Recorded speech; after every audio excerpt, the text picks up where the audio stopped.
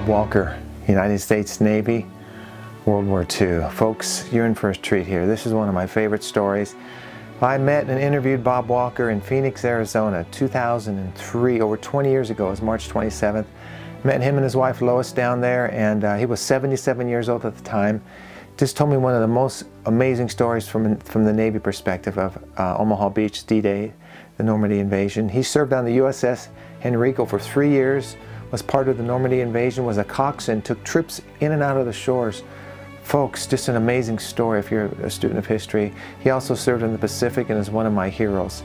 We lost Bob to cancer in 2012, and I got to see him just prior to his death, and I actually videotaped another interview with him. But I'm just so happy to share this story with you. One of my favorite stories, the first love of my work, the World War II stories, and Bob was one of the first veterans I ever interviewed for this project. So I miss him dearly, like I do all my veterans. And a great big thank you to Sean Johnson. Sean, thank you for stepping forward, sir, sponsoring this story and supporting my work. I so appreciate you, Sean. You're just a blessing to me and this work, this ministry, and thank you for your dedication to our veterans, to our country, and to helping me share these stories and helping others today to learn about Bob Walker. So God bless you, Sean. Salute you. Folks who'd like to sponsor a story, there's information in the video description. I don't just say this happenstance. This is important to me to share this information. I don't monetize my videos. I don't say it enough, but there's no commercials on this station. And I say that purposely because this is not a commercial venture. And I tell you what, when people send me videos and there's commercials, I turn it off. I turn it off. It's so distracting. You know, you're watching this program and boom, a commercial. And I don't do that. It's dishonoring to our veterans, and it's not right. It's just not right. So I don't do that. This station is listener supported. You, the viewers, are why this video channel exists and why my radio station exists. And I don't stop and say that enough, but some of you take it for granted. You know, there's going to be another video. There may not be another video. You know, I've done all the interviews over the years. I need help. I need help getting them out there. And I would appreciate you taking a moment of your time and at least look at the page. In the video description underneath the video, click on the link that says Sponsor a Vet. You'll see pictures of my veterans, and if you'd be so inclined, I would encourage you to sponsor a story. Just include their name in the sponsorship. If that doesn't work, I would just welcome a donation to this work to help it keep going. In the comment section of every video, the first comment is me, and there's a link in there to donate to my work. So please don't tune me out, folks. You know, help pay it forward. I really would need I need your help to do this. And for those of you that have sponsored these stories, God bless you for it. There's so much behind the scenes work that nobody knows about, and your efforts to help me go towards that. So, okay, we finished that. Anyways, I just am grateful for Bob Walker. I thank God that I can serve him and my country through the lens of my camera. This is a ministry, folks, and I know we're honoring those who we should honor. Give honor to whom honor is due. And freedom is not free. Freedom is earned, and embedded in these stories is why we're free. So this is living history. There's people out there right now trying to erase the history that I've recorded.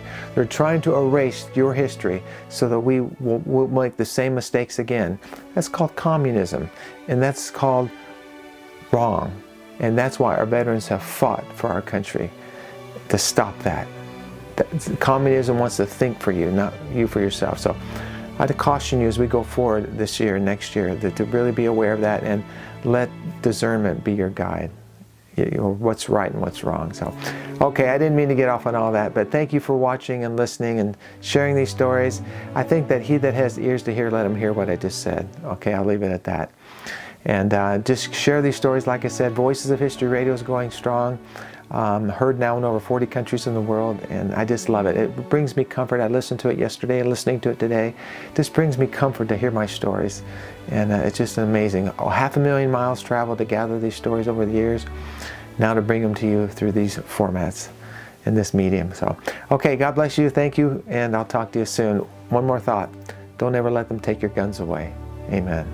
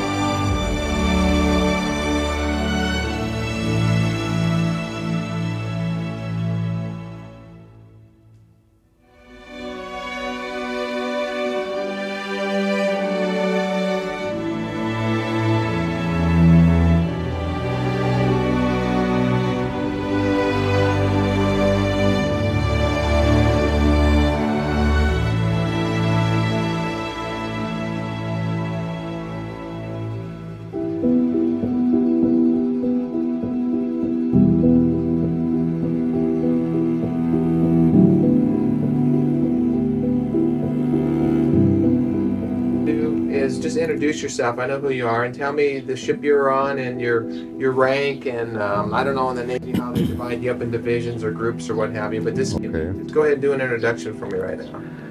Okay, I'm Robert H. Walker, and I live in Phoenix, Arizona. I've been here since February of 1946. I was in the U.S. Navy. I joined the Navy in Youngstown, Ohio in March of 1943. I did my 2 months boot training at the Great Lakes, Illinois Naval Training Station. And there they offered us, when we were finished with our training, they had two choices: submarine service or the amphibious service. And so I chose amphibious. I went to Little Creek, Virginia. I learned how to run and work on a landing craft, which is LCVP, amphibious boat that carried around 36 to 40 infantry soldiers. Then I went to Fort Pierce, Florida for survival training. That taught me how to, well, to survive. And also I remember they used to take us out in the water and kick us out about a mile out and have it swim back to the shore. And they taught us how to swim underwater. And I remember the jellyfish in Florida, there was thousands of them things. They just stung us all day. I also remember in the tents we lived in, and the mud and the mosquitoes and the scorpions and the snakes and all that stuff that we learned to survive with. And then we went back to Camp Bradford in Virginia. Was assigned to the U.S.S. Henrico, which was an amphibious assault ship, APA-45, which you can see on my hat. And we trained in the Chesapeake Bay for a month or so. We went to New York, picked up infantry soldiers, took them to Scotland, England, and then from Scotland we went to Scotland, and then we went to England. Went back and forth several times and making like fake invasions on the coast of England. And then we went into Weymouth on June the 5th, 1944, loaded up with the infantry of the 1st Division. We left out of there probably, I'd say somewhere during the night, and headed for the coast of France. I remember all the little, in fact, 5,000 boats of all different shapes and sizes left England for that invasion that day. And we got to the coast of England, or coast of France, on about midnight. And the boat crew was summoned to get into landing craft at 1 o'clock. And we were 12 miles off the shore of Normandy in France. And I can remember the battle wagons and the rocket ships bombarding the airplanes, bombarding the coast of France. And in my mind, I thought there wouldn't be a German left on there after all that. We loaded up our infantry, and about, I think it was probably 6, 7 in the morning, they put the first 3 waves that I remember on the beach, hit the beach on Omaha Beach.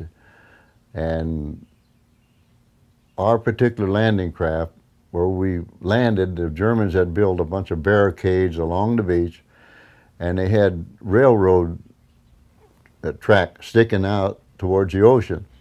And we ran into one of those and poked a hole in the landing craft that I was on. It was boat number 3. And we dumped our soldiers off, and we just barely made it back to the Henrico, and the water was clear up past our knees, and we saved the boat. We brought it back rather than abandon it because it was full of water with the hole in it. Then they took our crew and put us on another landing craft. We made several trips into the beach with infantry, and then we'd pick up wounded soldiers. They'd take them back to a different ship that would take them and treat them, because we weren't medics. And I can remember the ones that were wounded, like legs blowed off from landmines, arms off, and they would give them morphine when they put them on the stretchers and put them on the landing craft and laid them in the bottom. And I'll never forget, the water was really rough that day, and the salt water would come in, and we weren't medics, and we weren't allowed to touch them. We couldn't do nothing for them, and they would be screaming and hollering when that salt water hit their open wounds, and it was a terrible thing for me to see. And we finally made one more trip in, and landed our troops, and they were still lobbing the 88 shells from back inland on the beach and around, and hit some of the different landing craft. I remember that. We backed off that beach after we unloaded our infantry, and when you come off the beach with a landing craft, you have to turn around, okay? Well, when we turned around, we got broadside, and I looked and I seen a wave coming. It must have been 10 foot high, and the wind was blowing. And my position was on the bow of the landing craft. There was a 4-man crew, and the other 3 were on the aft, on the what they call the fantail, if you want, on the boat. And remember, the wave picked us up and flipped us over, and I remember being thrown up in the air. And I remember looking back, and the other guys were thrown, 3 of them were thrown one direction, and I went another direction. And I remember going down into the water, and I remember all the contaminated gear that we had to wear for, in case the Germans used gas. We had like an oilcloth cover, a hood, and pants. It was cold there, so we had our foul weather gear, jacket. I had a Mae West life jacket, a big one that was waterlogged already from being out in the ocean there since 1 o'clock.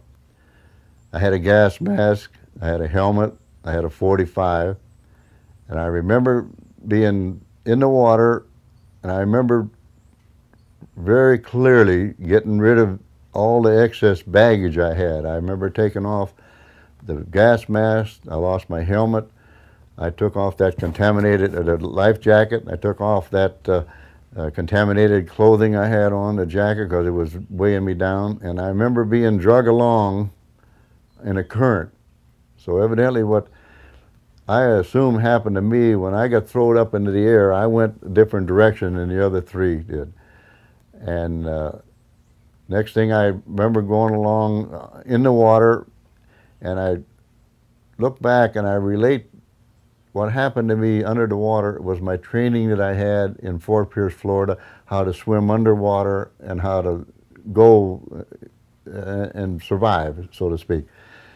And then next thing I remember, I woke up laying on the beach, on Omaha Beach here, half drowned. I lay there for a little bit, and I got up, and I remember a tank came by, Army tank, and I run up, got behind the tank because they were still shelling the beach, and about 4 or 5 soldiers got behind the tank. And the tank kept moving, and we all huddled behind it. I got up there probably, oh, maybe 50 yards away from the water, and the tank stopped, and there was dead soldiers pretty much all around, and the wounded you could hear them screaming and hollering. And this is after we had been in there 3 or 4 times and dropped troops off. I remember the lieutenant looked at me, and I was different than what soldiers were, because Navy has different kind of clothing.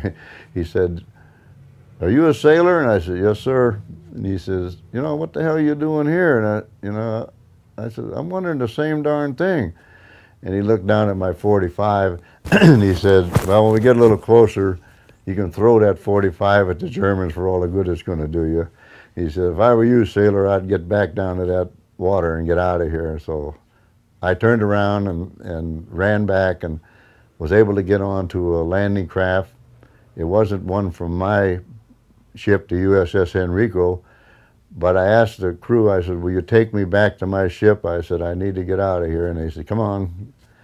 But it was a different ship, and we got back out where their ship was, where the Henrico was supposed to be, and the Henrico had already left. They'd gone to England. So I spent the night on that particular shift, and next day I was standing on the deck. I was listed as a survivor. They were going to send me to London, England, for take care of me. And I looked at a landing craft going by, and it had PA-45, number 7, I believe it was, and I recognized it as being off the Henrico. So I recognized the coxswain, and I whistled for him to come over, and he come over, and he says, Walker, you're supposed to be dead. I said, no, I ain't dead. I said, wait a minute, I want to get off this ship. So I went around to the officer of the deck, and I said, sir, I said, I'm off the U.S. Henrico, I'm a survivor. I says, I'm not hurt. I said, can I leave the ship and go to my own, to the U.S.S. Henrico? And he said, no. He said, had a list. He said, you're going to London. So I said, you know, the Henrico was my home, and I wanted to go home. So I walked back on the other side of the ship there, and I whistled for, his name was Jack Brady. I whistled for him to come, and I got a line, and I went down the side of that ship and got in the landing craft, went back to the Henrico, and I walked up to the officer of the deck, and I said, sir, I said, I'm Robert H. Walker, 285-21-95. This is my ship. I'm in the boat crew. I was stranded on the beach.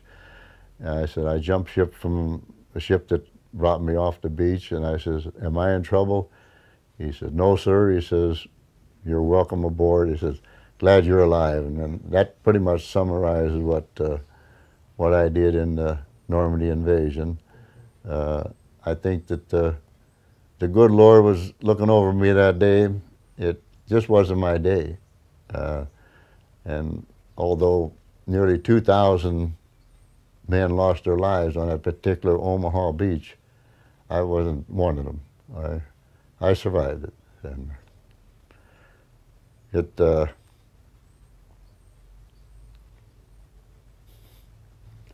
it upsets me a little bit when I think about those that died, that I was there among them, and why I lived and they didn't. I just don't understand. I don't like to get emotional over that, but sometimes in your older years, you look back at things that happened to you and happened to other people, and you begin to realize how lucky you were that it wasn't your time, and their time was up, and they died for the country. And to me, I wasn't a hero. They were. The ones that are still back there, and that, I think there's 14,000 on the graves there in Omaha Beach now. And I thank God I'm alive, and I was able to raise a family, and I'm living and doing good in Phoenix, Arizona, and that's my life in the military. As a lad of 18 years old in the Normandy invasion on June the 6th, 1944, and God bless America. Is that good enough? Yeah, that was great. I didn't. I want to now I want to just kind of lay back for a second here. I'm real interested in that boat. You got to tell me a little bit about the Higgins boat, but go back to when you guys were going to shore. Tell me about the debarking, getting out of the nets onto the LCVPs, and the soldiers, and then just the attitude, the mood of the soldiers going into shore. Give me a little timeline there. All right, let me clear up these. Yeah, you're fine. We got plenty of time, but even when every time. that's okay. It's sincere. It's part of the story. I mean, you know, and a lot of men are.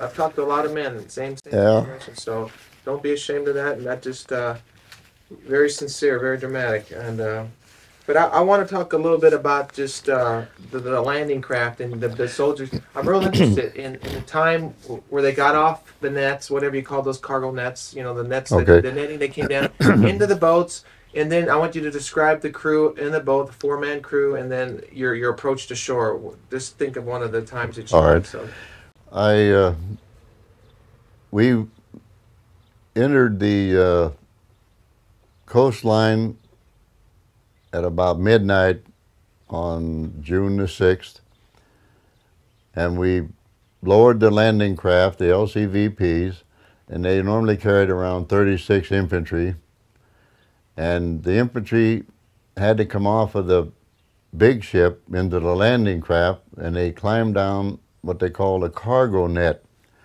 and it was a terrible experience for the soldiers. A lot of them were afraid to climb over the side of that ship and then climb down. And I'll never forget that they lost the helmets, they lost their rifles, and we, on the landing craft, the crew, had to hold the net because when the landing craft was alongside the big ship, the waves would move it up and down maybe 3 or 4 feet. And as that happened, when they got near the bottom of the net, and you're looking at about 20-some feet, they had to climb down on a cargo net. And rough water, it wasn't a very pretty sight. And I know the soldiers that was probably more scared doing that than going into battle, to be honest with you, because they hated that. And when we got them into the landing craft, then we were sent to a area where they rendezvoused, and I'll never forget, we was underneath the big battle wagon. I think it was a Nevada or one of the big guns, and they were firing on the shore, and when them big shells went off and a flame leaked out probably 75, 100 feet, I'll never forget it. I was standing there when one went over, and I could see that 16-inch shell or whatever size it was just going towards the beach, and my helmet just rattled, about shook it off my head. And then as we started in towards the beach, it was, that day the wind was blowing, and it was just barely daylight, and all this climbing off the nets was done in the dark from the soldiers because they couldn't have any lighting because of the German planes that were flying in the area. So that was done as they were taught to do on the maneuvers and the practice in England. And as we went towards the beach, the waves were probably anywhere from 4 to 6, 7 feet high, and the wind was really blowing hard. And I remember as we went in, we would just see people that evidently was from another, I think they were from the tank battalion that was sent in there to go in with the infantry. And the tanks, I remember they sunk, and the soldiers were in the water, and they would not get into the landing craft on the way in. They'd say, "Pick me up on the way back." I never forget that. But approaching the beach, it was misty, and the waves were rough, and the soldiers were tense. And I remember when we dropped the ramp on that first time, and when we hit that railroad track that was sticking out, that kind of scared us too. I thought, well, when the water started coming into that landing craft, I figured we got 10 miles to go back, and we're not going to make it, which we did make it. But I had a lot of respect for the infantry and the way they maneuvered and did their thing on the beach, and it was hectic, but we did it. Tell me about the crew on the boat, and then your job again. On the LCVP, which is a landing craft vehicle personnel, it's a Higgins boat. There's a 4-man crew. There's a coxswain. His name was Denver Shores. There was 2, what they call a bow hookman and a signalman, and then a mechanic that took care of the diesel engine. And so that was a 4-man crew, and I was one that was the bow, what they call a bow hookman. and our job was to see that the soldiers got into the landing craft off the big ship, and then see that they got off, that they were not going to stay there and not leave under fire. And that was mainly our job, and was to shuttle back and forth the infantry. We had two 30 caliber machine guns mounted on the back of the landing craft, and we did fire those occasionally, but we were not permitted to shoot until we knew that we were shooting at like an enemy or something like that. But they were there for our protection. We never had to fire them, but they were there in case we needed to use them. So.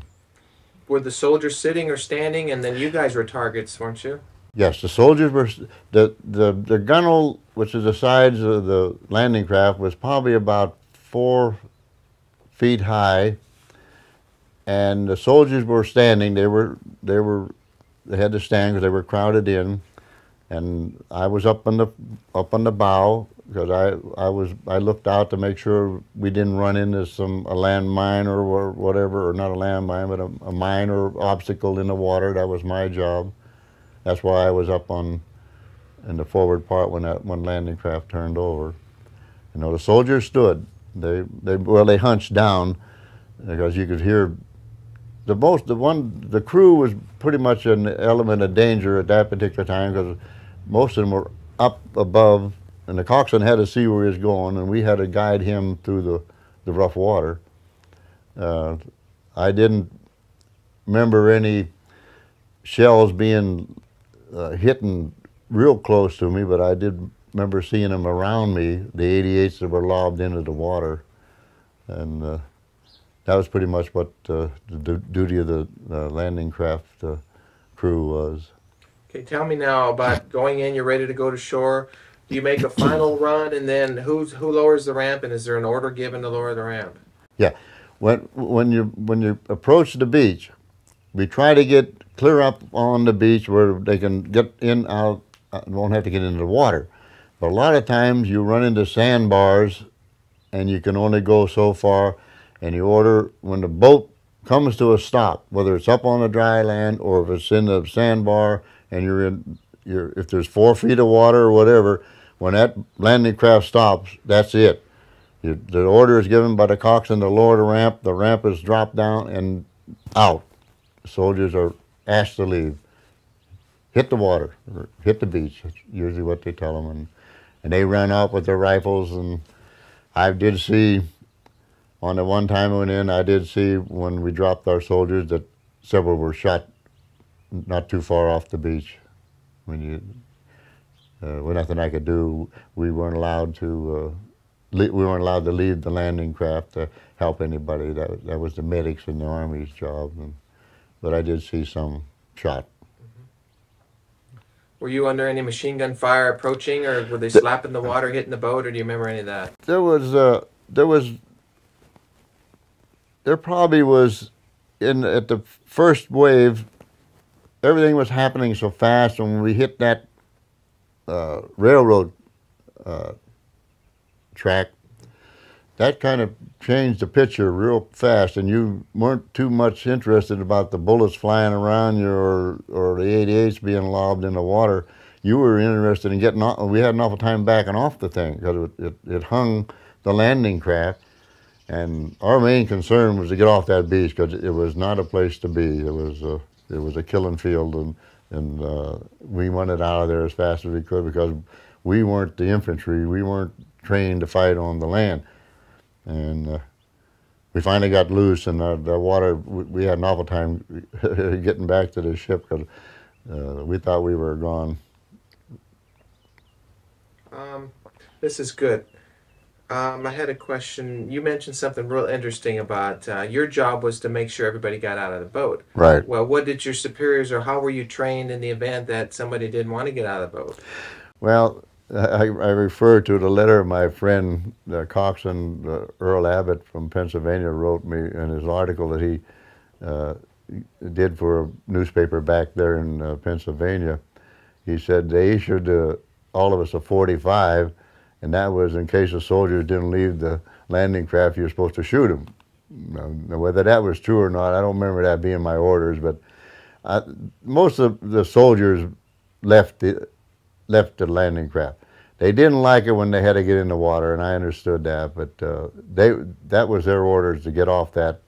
And I suppose if one turned around and put a rifle on one of us that didn't want to leave, we would have shot him. There would have been no hesitation, because that would have been our life against his. But most of the American soldiers were pretty much, they were afraid just like we were. Anybody tells you that anybody went into action in a war like that, they weren't afraid, well, they're kind of kidding you. Now, understand my perspective, Bob. I've always been fascinated with World War II and what it would have been like to have landed on Omaha Beach on D-Day. And so in my mind, I close my eyes and I think, okay, you know, I'm hearing stories and all this, but you were there. You know, you saw, you smelled, you heard. I mean, you were there. I know that was a long time ago, and you probably maybe don't remember it all real good. But just again, as you're going into shore with these troops, I heard a lot of them got sick. Oh yes. I've heard, you know, some of them, the mood was somber. Just again, in your mind, tell me about the mood on the boat, the seasickness, and if anybody was praying or talking or what they were doing. Well, the landing crafts were, the water was rough. The landing crafts were bobbing around. We traveled probably around 15 mile an hour, somewhere in that area. And when you hit those waves, we were used to it, being sailors, but the soldiers were not used to the roughness of the water. And yes, there were those that got sick, vomited, and I was as close to, I could touch a half a dozen of them, and we talked on the way in about what was going to be like there on the shore, and like I think I mentioned that some of them had already been through Africa and Italy in the infantry, and they were seasoned soldiers, so they knew what was coming. But I remember one or two of them saying a little prayer, you know, and their sergeant kept them, get ready, men, you know, when we got near the beach. And my word was that when we dropped the ramp, everybody out. And but it was for me, being a sailor, it was not that bad a trip on the water. But I felt for the soldiers that got sick, seasick, so to speak. Because a lot of people can't handle rough water, or can't even handle any water when they're in a boat. But and when you got near, you could smell the fumes from the shells, the 88s when they exploded. The Germans had those 88s set all along that Omaha Beach there, and they just lobbed that. And you could hear the machine gun fire from back in the hills. And as a matter of fact, even that later on when I was on the beach, there was some machine gun fires, and the infantry had already gone inland quite a ways. And it was still the 88s and some machine gun fire when I was hiding behind that tank. I know, it's just an incredible thought. I mean, you know, thank God we don't have to go through that again, is the word, but I've always been fascinated by that, and you're sharing some really interesting things that are making me think. I talked to one coxswain, Curtis Hansen. He was Navy, and he was in charge of the third wave that morning. He said that the boats lined up in a V, and he was the head boat. But when they got to shore, they're on their own basically. They broke off and stuff. And what they told us when we rendezvoused, you circle around and you wait in your like a flotilla of landing craft. There may be there was about 24 off the Henrico, and there was other ships that were doing the same thing in different areas. There was some that were going to go to Utah Beach, and then the Americans did Omaha Beach and Utah Beach. And we were assigned to the Omaha Beach area. And I remember circling around, and then, like you said, there was a lead boat that went in that led the flotilla of landing craft in towards the beach. And then when he got in to guide them, because you're out there 10 miles, and you know, that's a big area to find out where you're supposed to drop your particular infantry people. And when he pinpointed where we were supposed to go, then they massed, I think we were probably assigned to the third wave to go in, but when they got near the beach, when all the action started, they combined all them, they enmassed in a, like you said, sort of in a V formation, and you were designated like Red Beach. That was where we were going, and that's where we had to drop off our infantry people. So, now, were you on Dog Red? Is that your sector? Do you remember? I'd have to look through some of my records. I'm not. I know there was green, red, blue. Different areas of the beaches were designated for different infantry people to go in. Like some of the landing crafts carried a tank, and some of the landing craft, the LCVP, could carry a jeep, like for command, for a sergeant or officers rather. And I don't remember which particular color it was at that particular time, but we hit where we were supposed to hit. And the tanks, the amphibious tanks that were supposed to come in there, from what I watched on the Discovery Channel here a while back, there were 30 amphibious tanks sent in from the landing barges that dropped them off, and only 3 of them made it to the beach, and they missed where they were supposed to go to help the infantry. That's why there was that large a killing on that particular beach that particular day. One more thing about the Higgins boat that I remember was the coxswain I was referring to. He said they had what he called, I'm not sure the right word, a bilge pump or something, where because there were so many people being sick on the boat and the vomit on the deck of the boat, that they had to take their helmets and throw water in and then suck all that stuff out. Was there pumps like that? Yeah, they had bilge pumps on the landing craft, yes. And pretty much what we went through, whatever was happening, the waves that came in, the water splashed in on the landing craft, pretty well washed the stuff down in the bilges, and the bilge pump would pump it out. You know what I'm wondering? I sacrificed in World War II, so what would you have to say about that? Well, what I could tell the young people that, like, for example, when I talked to my granddaughter at her class, I said what I did was for freedom, for our country, that we could live not under a dictatorship like Hitler was imposed on the people in Europe. And had we not been able to defeat the Germans or the Japanese, we would be under a different regime. Had I even got killed in some of the action I was in World War II, my daughter wouldn't be here, my granddaughter wouldn't be here, I wouldn't be here. And as a personal thing for me, I survived, and I says, I look forward to living in this country till I die as a free man.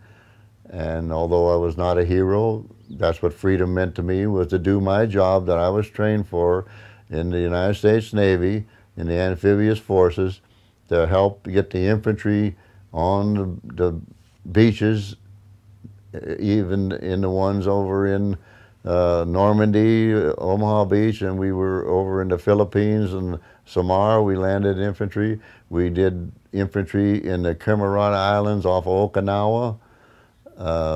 Different battles that I was in, I felt that this was all part of us making the freedom for the United States and the rest of the world as far as we were concerned. Good. That probably answered what... Perfect, you bet. as far as keeping the machine gun boats? Just say all that again. Okay, the Higgins boat was made out of plywood, and it had a large metal ramp, well, I'd say probably 7 feet high on the bow, where a Jeep could come in on the landing craft. And also the purpose of that was to protect the infantry when they were in the landing craft going towards the beach. And that was a heavy metal, and that was a sort of a shield, so to speak, to protect the soldiers and the people in the landing craft.